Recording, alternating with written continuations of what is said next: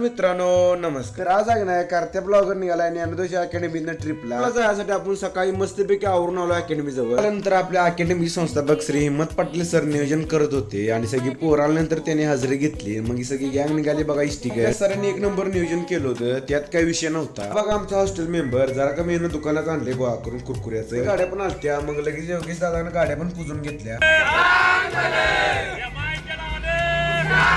नावानं चांग बोल करून आम्ही आमच्या प्रवासाला सुरुवात केली. प्रवास सुरू झाल्यापासून अकॅडमी मेंबर सगळं खुश होते. पहिलंच गाणं आपल्या अकॅडमीच लावलंय.